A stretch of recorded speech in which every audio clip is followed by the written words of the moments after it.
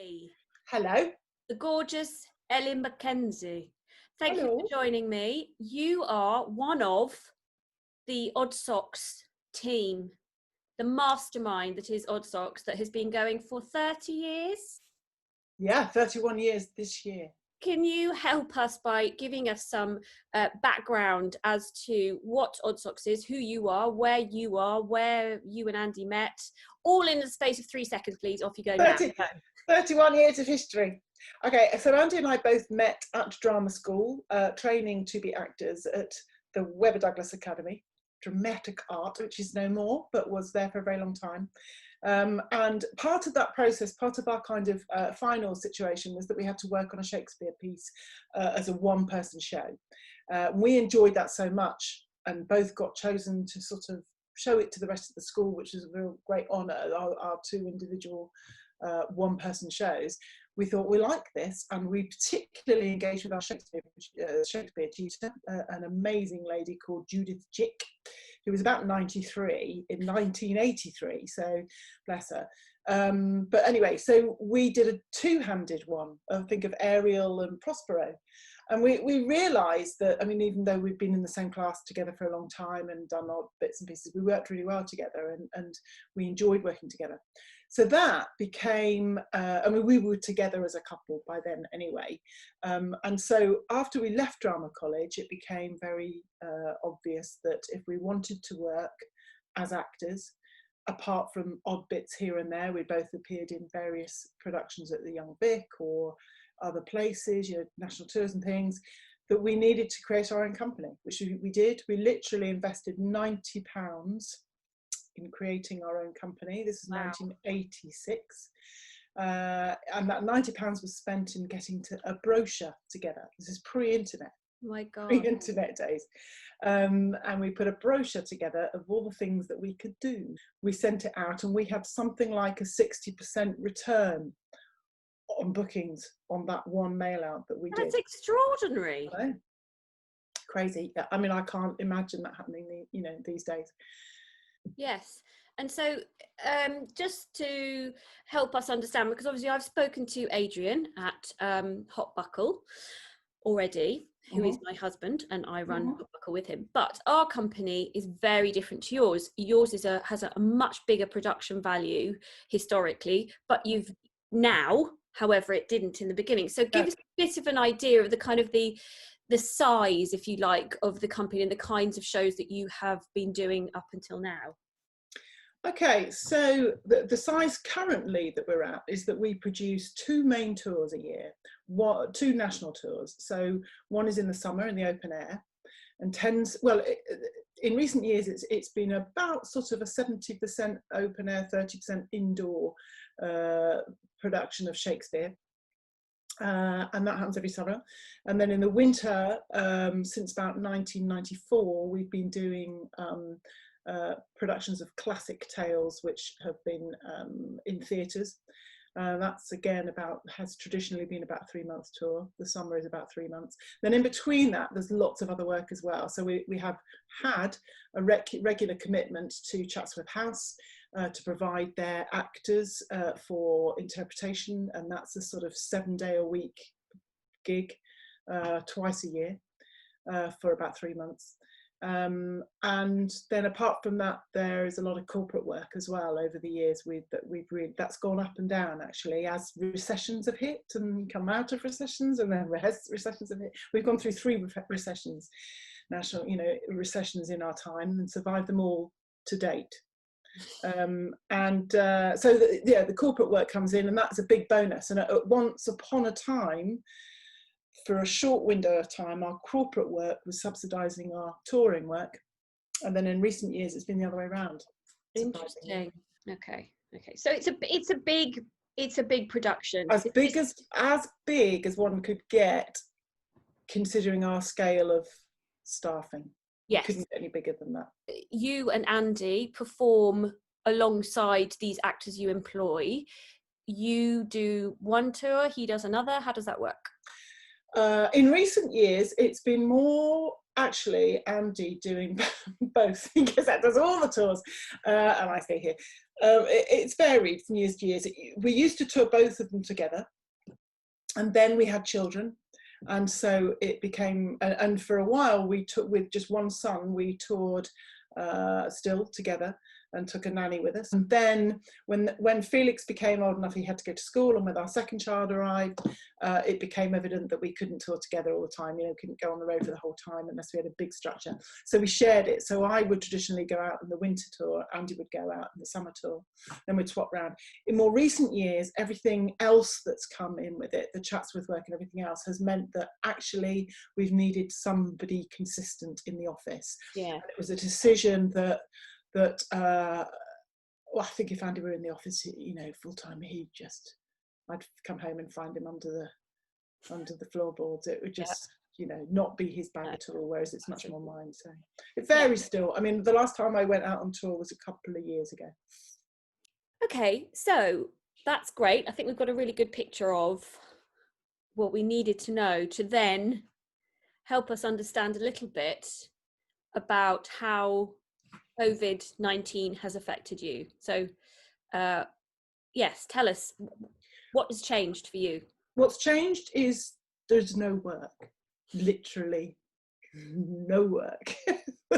From being really busy, from producing 4 major projects and small other projects like smaller scale shows and one-offs and education workshops, various bits and pieces that we come in, bits of corporate, to nothing. There is no work. There is no work. So a few, Andy's answering this email now, unfortunately, but a few of the I'm listening. A few of the bookers who were very, very supportive said, listen, we'll, because often people paid us up front, real regular bookers, and they said, keep it, you know, in the hope that we go on next year. And that was very generous of them. Others have said, keep the deposit over to next year, which is about 20% of a booking fee. And then very many others contacted and said, we can't honour this at all, you know, you're going to have to send back whatever we've sent you already. And so would you say it was a little bit of sort of seeing a building crumbling before your very eyes? It was like dominoes, and we held out because we have other companies of a similar nature, although we are all very different. But within that kind, even within the arts, there are different sorts of genres, obviously, and there's a particular thing which is open air touring, and a group of companies that often either work together or against each other, but there are 2 or 3 that we work quite closely together and we keep in contact, and we were all in touch with each other. But quite early on, companies were cancelling their tours really quickly, and we didn't, because we were hopeful that it would, you know, possibly all clear up by the summertime. And I thought, if ever there's a chance of any performances going on, they'll be in the open air. But gradually we started to have more and more conversations, and more venues were struggling, because obviously some of our performances are indoors and some are outdoors, and we're also over in the Channel Islands, and they had an individual kind of quarantine need.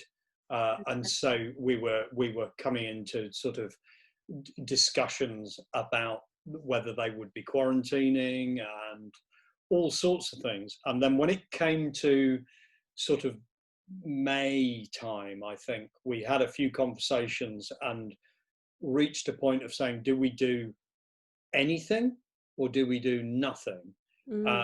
And to do anything would, whether it be a small scale or whether it be a large scale, financially the risk from smaller audiences, risk to health of the actors getting ill, and that affecting everybody in terms of them, all of us having to isolate, the risk was really high. And so we just couldn't see how we could do it financially. And also, Andy, on top of that, you have a daughter who is high risk. So therefore, it wasn't just thinking about all of that and the liability of the actors and etc. You had to think about Charlie as well within that, didn't you? Definitely. And we have had numerous discussions as a business and as a family about the social attitudes of people and of the company and of us. And I know that if we didn't have Charlie, and if Felix, our eldest, didn't have a girlfriend who was also high risk, I think I would have taken this probably less seriously and been, oh, gung ho, we'll go out and we'll show them what for. And it's made me personally think a lot more about the impact, and it isn't just about the social responsibility of it. The fact that it's not just about, well, I'm all right, we're all right, our little network. It's about, but what if people they're connected to aren't all right? There's a social responsibility to that as well. And what if somebody had come along to a performance and we had been responsible for creating a performance which became a super spreader? How would we feel then? So we've had some really, really intense and thoughtful discussions, and I'm glad we have, because it's a complex situation, and I think the complexity often isn't covered in the media. This is a very different conversation to the conversation that we thought we might have been having today, isn't it, Andy and Ellie? Do you want to tell us what's happened recently? Oh yes, a world first. What, for Oddsocks? A world first. We were basically and very gratefully awarded funding under the Cultural Recovery Fund from the Arts Council England, and really taken us by surprise. And you absolutely had made the decision in your head that you weren't going to guess it, hadn't you? And I think one of the motivations for applying, we were talking about the sort of the social media, the way the pandemic has been talked about out loud in society.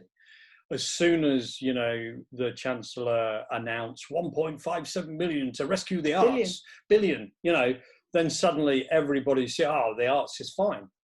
The arts is fine, absolutely fine, nothing to worry about. But when you think, I don't know what the statistics are about how many billions the arts, when you include museums, venues, cinemas, heritage sites and everything that is included within that, how many billions it brings in over year in revenue.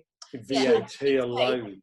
But in a way, because of that, I wanted to sort of go, well, I'm pretty sure we won't get any of it, but we're going to apply because we want to be in the experience of we are part of the arts world. Yeah, you are part of our culture. I mean, yes. And in a way, it was like what we say is just as relevant as anyone else says. And the poignant thing, I think, for me is that one of those venues that I mentioned earlier that said, listen, keep it, for next year, keep your entire fee for this year, for through to next year, is a venue that's a friends group in the centre of Leeds, where we perform for free for the local people who otherwise might not have access to theatre. Right. And so I feel a responsibility that to stay around for organisations like that who have supported our work for the last 10, 15 years. We've gone every year to this organisation, and they were one of those organisations that said, look, keep it. That's so fantastic. I think we have a duty of care to stay in business. Yeah. Where were you? Tell us where you were at last week when we spoke. Selling our house. Yeah, we've gone through a summer of dealing without it, living on reserves, managing to do a few performances. We got some film work. We got a little bit of outdoor theatre work, where we were able to locally, didn't have to stay anywhere, didn't have to worry about socially distancing, worked in a small family bubble. And then when all that finished, we went, right, we haven't got anything now until June. And even that's diminishing. And and so it suddenly, gradually came upon us that we can't continue to pay the mortgage and have anything left to even think about retirement in the future. And so perhaps we need to, think about moving. Liquidise any assets that we've got, and our asset is our house. Yeah. So we decided to put the house on the market, but things have. It's funny how life happens when you start to push against things or start to open up and let things in. I don't know. Yeah. That we've already seen a property that we've fallen in love with, and would allow us to continue working and having more control over our environment as well. Because up to over recent years, we haven't had a rehearsal venue of our own. We've just not been able to afford, even with our full scope of work, we've not been able to afford a rehearsal venue unless we sort of rent it. And that's really hard to find the space locally which we need in terms of size and also availability and being able to pay for it. Exclusivity as well. Exclusivity, because for lots of various reasons we won't go into, but that's been really hard. So this place that we're looking at offers the potential of a rehearsal room with it, which would just be brilliant. So we're having a go for it. Yeah. I think that, I think that's been amazing for us, having moved up to Shropshire from London. And again, finding that rehearsal space, it's so expensive. But as you say, it's the exclusivity. You have to pack everything up at the end of the day. If it has to go, the kind of the stress of that, and not being able to just leave stuff, come back to it the next day or what have you. I mean, that's on very simple terms, but you know what I mean. Yeah. And I think, the luxury of that, of having your own space, is just so brilliant. And it also means, I mean, I spoke to Andy Chevalier yesterday, who was one of the actors who worked with us when we first moved up here. And he said, the experience, and it used to be like when we stayed with you guys at the beginning, the experience of living and working together is so valuable, because it means you can have a less sort of stressful hours of rehearsal, because actually you finish at 4 o'clock and then people sort of organically start to work together again, or go and do what they need to do personally as an actor to then move on. So you've got that room to really kind of grow together and create something. I think that's really important, and I think that's the difference, Gemma, actually over recent years with things. When we first moved up from London and went to a place in a bit further up north, Derbyshire, and you came and worked with us and Adrian, and that I sort of think of those, we had our difficulties, that was a stressful time as well, but a sort of golden years, because we were at an age where we were happy to all live together with the actors as well, even though it was a challenge in that our children were young and little, and we had that as well. Like you say, it was the camaraderie, the fact that people come back and then they play around the piano and start building stuff, and we've never quite been able to recreate that since we've had a situation where we've rented a rehearsal room and everyone's gone off home or to their digs at the end of the day. Absolutely. So I'm so excited for you. I hope, I will be praying for you next Thursday, because what we haven't mentioned is that this place that you've fallen in love with, you are going to have to sit in an auction room and bid for. Yes, well, a virtual auction room, indeed. And so, and it's the first lot, so it'll all be done by 11:30. So we'll know whether our future is determined. But in a way, we've already said this, Ellie, it doesn't really matter if you don't get it. Yes, it will be really sad, but you've already made the decisions now. So the adventure is beginning. That's it. And going back to talking about working together, I think it's going to become potentially even more important next year with bubbles. And that biosecurity requirement, that it may well be that we have to bubble together, travel together as a bubble. Who knows? I remember distinctly one of the conversations we had about the coronavirus, and everybody's got a different opinion about what matters. Whether it be wearing masks, whether it be washing the shopping that gets delivered, whether it be going into shops or staying outdoors, and all sorts of things like that. But trust was a huge thing, and being able to work with people that you can trust. That they're not going to nip off to the pub or something as simple as that. That it's going to be crucial. I mean, it's always been an integral part of a company feel, but it's going to become even more important, I think, over the next year or so. So going back then to the change, and last week you were feeling not so positive. Was there ever a point, do you think, since COVID and since everything that's happened, that you've actually thought about changing careers or diversifying? Oh yeah.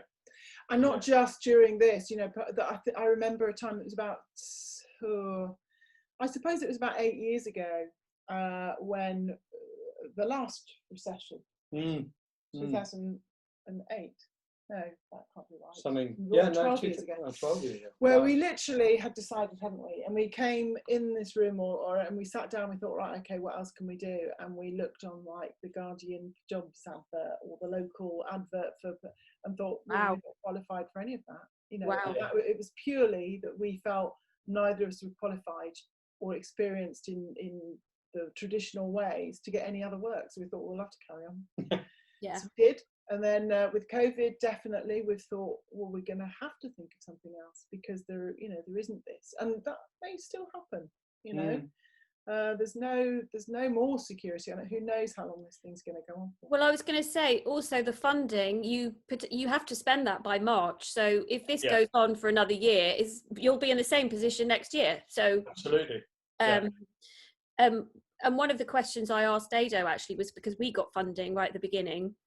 And I said to him, you know, do you think this is your only lifeline? You know, do you feel like that was it? And he said, yes, he thinks, you know, they're not going to be able to just keep ploughing money in. So it's wonderful, but it's no less terrifying. It's no less terrifying. I mean, there are so many businesses to get through. I mean, every day on the news, you know, you hear of every section of every industry. I mean, the hospitality industry, the events industry, everybody's saying we're left out. We're being left out of this. I think the arts in particular has been hit. I mean, everybody's going to say that about their industry, but I think the arts in particular, because of the number of freelance people that are involved in the arts. Yes, they might have had some opportunity to get some self-employed income back, but you know, getting 60% of effectively maybe the £5,000 you've earned in that year, it leaves you with very little. You know, it means that you do have to think of something else and do something else, you know. And I think there's a lot of hidden jobs in the arts industry that you see the people on stage or on the screen, but you do not see the hundreds of jobs behind them, from catering to, you know, office staff to crew, you know, you name it. It's a real knock-on to the owners of the properties that you know, rent out locations, just everything. How do you? So, I mean, you've touched on it a little bit, but how do you feel the UK has reacted to the arts in particular and the needs thereof? I do not think they understand us. I don't think the government understands us. And I think the relationship between arts companies and the government is a difficult one because they don't understand us. And I think it's the same with a lot of sections of society, that the government ministers have got a plan, and if you don't fit their plan, they haven't got the time or the inclination to try and understand why you don't fit their plan. And I mean, I think this has been shown with the whole funding for Manchester and lockdown and arguments, and to be honest, right from you know, Dominic Cummings lying in the Rose Garden, and to, you know, there's just a general misunderstanding of how ordinary people feel and think about this situation. Yeah, is my feeling. And we're not alone. We are absolutely not alone. And I don't think as a country we've handled it particularly well. Yeah. And I think also it was very interesting right at the beginning when there was, I can't remember what they were called, but these tax relief or the furlough scheme and the all of but we just found that we just fell between all the cracks because we weren't paying overheads or because we weren't, I don't know, it was so confusing. We found exactly that's precisely why we were in that desperate situation of having to sell the house, because we didn't qualify for any of those either. And I think that comes down to the perception that you were talking about. Business rates. We don't pay, like yourselves, I guess, we don't pay business rates because we don't have offices and you know, those things. Like, even if we did rent a rehearsal room, we'd only be using it twice a year really for projects, so it didn't make sense financially. So we didn't pay business rates, so we didn't qualify for any grants with regards to the business grants. The dividend, the fact that we take dividends from our company, I don't know whether that's something that you do, but that's something that we've always done. The directors who take dividends weren't covered by any funding, because I can only presume it's because I think that the thoughts that the government have about people who take dividends is that they take loads out of the company. You know, it's a bit of a under, you know, behind the door sort of creaming loads off the company. That's just not true. As arts organisations, we know we only take that money if there's excess that we can afford to take. Don't take a regular. I think you're absolutely right, and I think there's a real kind of misunderstanding of what the word dividends means. Actually, we've always felt that it's always been important to us to pay our subcontractors on time, regardless of whether the client pays us. Absolutely. And that's the way you keep. And again, actually, another huge problem that we face, companies like us, is cash flow. That is another enormous problem. You're rehearsing for 2.5 week is all we could afford, a 2.5 week period. You're rehearsing for that time. Is your highest cost. You're paying for your set design, your costume design, you're paying for your props, your premises, your rehearsing room. You're paying deposits for accommodation for the tour and for your actors' wages. And you have nothing coming in. We had reserves for our next production, our winter production, that we would be using for rehearsal and for paying wages, and that's what we were living off. So that's why we were eating into the future of our company. How do you see live events panning out? What about this time next year? What do you think is going to happen? I think there will and is a desire for live events more and more, and I think barring an absolutely catastrophic second and third wave, I think there will be a desire to put stuff on.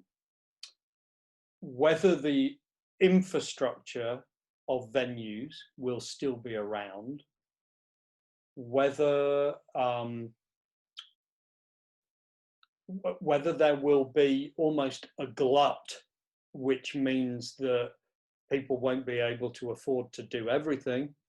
So, there might not be they might not be financially successful. My feeling is, I think that it'll be very, very slimmed down, whatever happens, because I think there won't be a range of companies, because the only companies that will be able to do the work in terms of touring will be the companies that A, have had funding and have survived, or B, are very small and without low overheads and outgoings.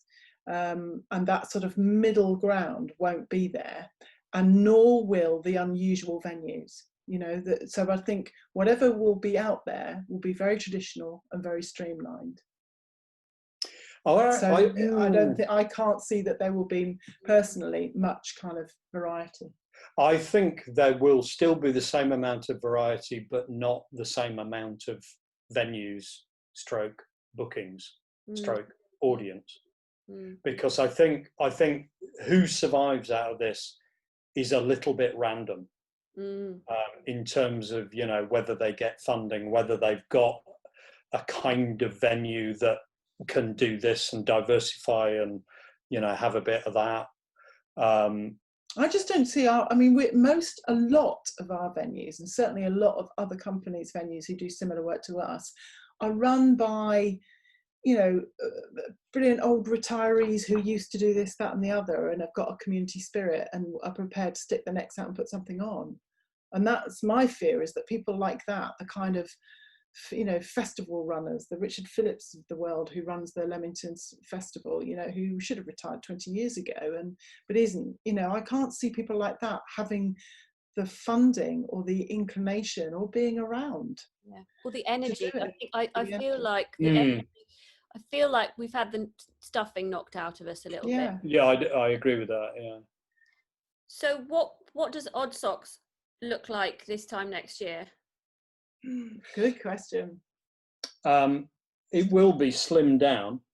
I think it will be, because the risk of having 7 people on tour is greater than having 5 people on tour, I think. And that it will need to be efficient, because there's a possibility that audiences will be smaller because of social distancing. Absolutely. And actually, that's something we didn't just mention. It's all very well talking about what theatre will look like, but will there be the audiences? So yeah, I think the desire will be there. Whether the money will be there from audiences if there's lots of unemployment, and whether the space will be there to get that many people in. Yeah. But I imagine that we're going to have to amplify our performances so that we can cover a bigger space with the same amount of audience. With fewer performers. With fewer performers. But I think I'm looking at a 5-year timescale to get anything like back to normal. Wow. I think that's where it's got to go. Yeah, it won't be back to normal next year. No.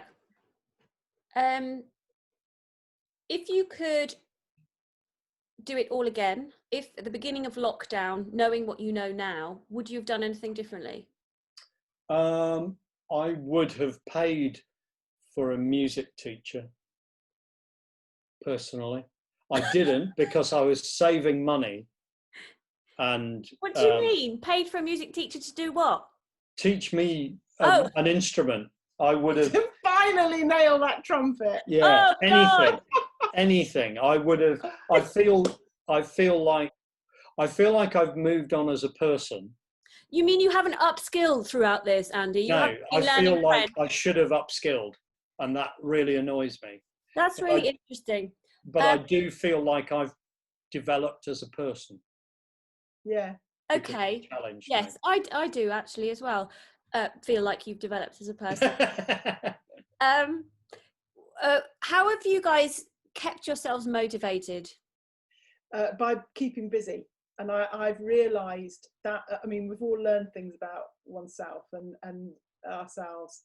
And I've realised that my romantic notion about having time to do stuff actually doesn't work for me. I realise, I have to finally admit that I'm better when I have a project. Yeah. What makes you the saddest about the current situation?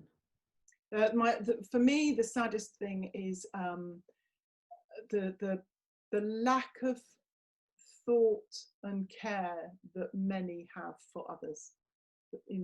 By far, it's outweighed by those who do think about others, and that's, I'm sure that statistically there are more people who are aware of the situation. That's the saddest thing. Yeah, I think it has been. It is the lack of care and the lack of wanting to care and the simplification of it all. It's about economy. No, it's about deaths. No, it's about economy. No, it's about deaths. Or, it's just it's a really, really small-minded way of looking at stuff. And, the economy is shot to bits. It's not going to be helped. But there's been some people and some companies that have done really well out of it. Mm-hmm. But I'm damn sure they won't want to share any of what they've made. What would you like your legacy to be? Now, by that I mean, in 30 years' time, there you are sitting in your rocking chair. What is it that you would like to look back on the last 30 years and have achieved by then? Great question. Yeah, it's the sort of question that we often think about and have talks about, really. And a few weeks ago, I don't think I would have been able to answer it as easily as I feel like I can now. But for a long time, I was proudest of the fact that we'd run a company for 20 odd, 30 odd years and been able to bring up children whilst running a theatre company. So we've earned a living doing what we trained to do, which is artistic and it's creative. And that was good for a while. But then I started to think, yeah, but what kind of life are our kids going to have in this world of low pay, difficult to find housing, things like that? But more recently, I think I've learnt that what's important is being you, being yourself, and promoting the fact that everyone needs to just chill out and be themselves and get off this rat race a little bit.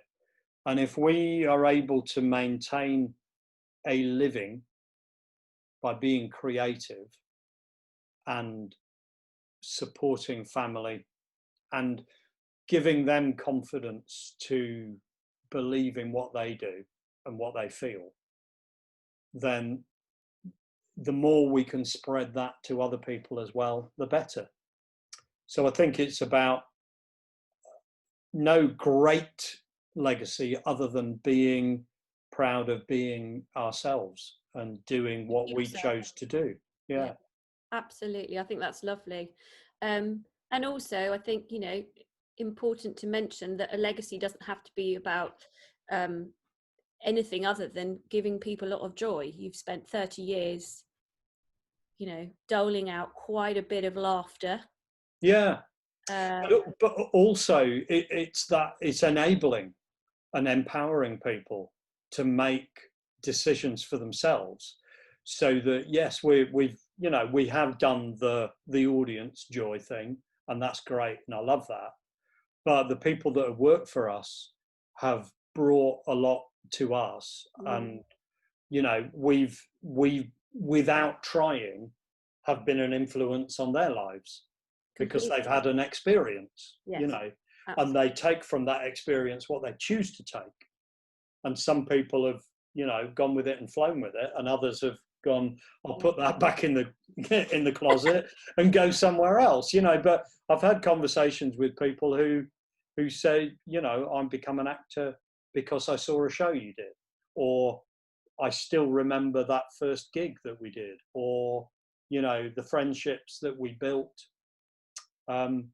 Working together just lasted a lifetime. Yeah, like our friendships with you. Yeah. We can name, 3 or 4 groups of people who are friends with each other's, more. Yeah. Who may not have met had it not been for what was created by us all. We're very similar, even though we're very different in terms of our companies, because you've had people who have met and had children. Yeah. We've had a hot buckle wedding. Hot buckle baby. We've had a hot buckle baby, and we've got a second hot buckle baby on its way. How many Oddsocks babies have you got? 11. 11. That's so great, and not just with the one couple either. Yeah. No, you look very good on it, Gemma.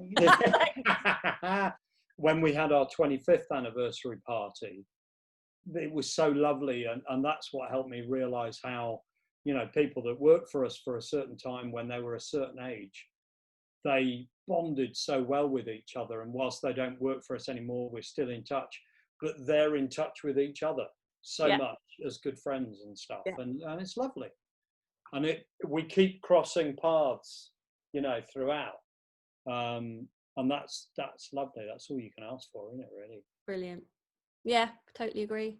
Thank you so much for talking to me today. It's been so fabulous to hear your perspective on things, and I'm so happy for you that you got this money from the Arts Council. Finally, well deserved.